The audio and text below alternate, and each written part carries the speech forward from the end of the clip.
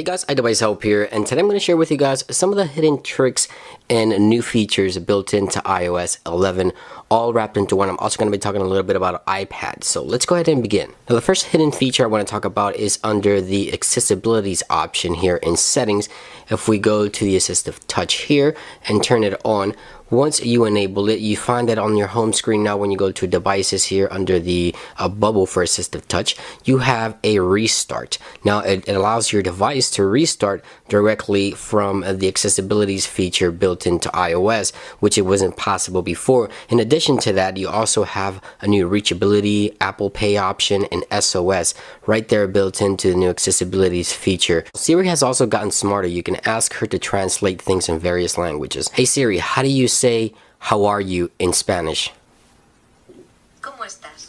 So there you go. I'll give you guys about 5 seconds to spot the difference. Can you spot it?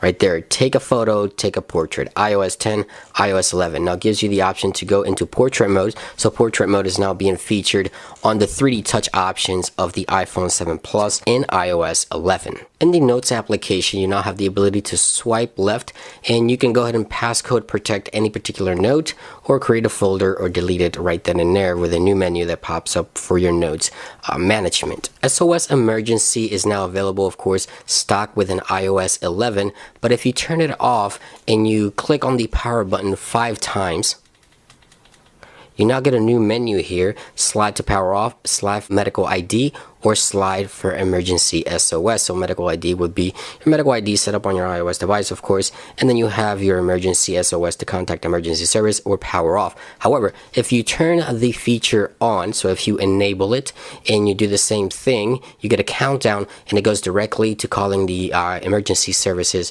and it's contacting you, whoever you have as your primary contact information there as well. So right there is 2 different options with the new SOS built into iOS 11. So if you have it enabled, then it'll automatically go ahead and call emergency service. If you don't, it gives you the option for medical ID or SOS. And remember how I said the camera now has a built-in QR code reader, so all you have to do is place your go ahead and place anything in front of the camera while you're in photos, and it will scan the QR code just like that. Make sure it is in photos as you saw there, and when I tap into it, it will take me to the QR code directly within Safari to use, in this case, a gift card. Go ahead and shift my attention over to iOS 11 on iPad. There's some exclusive new features here as well. So if you swipe directly from the bottom of the screen, you see here that I can go into the multitasker here, into the menu as well. If I go into Safari here, you see that the icon there for the suggested applications changes to Safari because I'm using that on my iPhone. And if I leave it, there you go.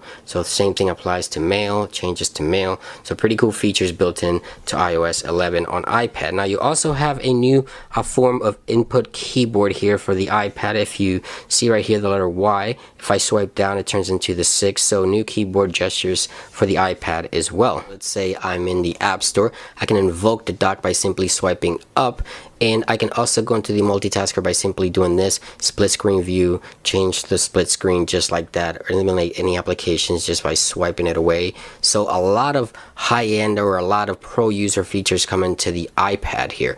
Now you have a tap and hold to see files, which it looks like it's not working just yet, but Apple demoed it. You just tap and hold and you see files that you can just tap and drag and drop around the screen to different applications using the new drag and drop feature built into iOS 11. You also have some additional features for iPad that you can move icons around without having to go into edit mode. You see here I can just move things around. It's not in edit mode, it's just moving and relocating icons around. As I mentioned, the dock here, you have the right part of the dock, which is going to be suggested apps and apps running on other devices, and on the left is your favorite apps, and you can place as many apps on the dock this time around as you wish. So unlimited apps for the dock here on the iPad as well. And there you guys have it. That about brings it into this video. Hope you guys enjoyed it. If you did, don't forget to click that like button. Much more videos come your way. Be sure to stay tuned. It's been iDevice Help, and I'll see you guys real soon.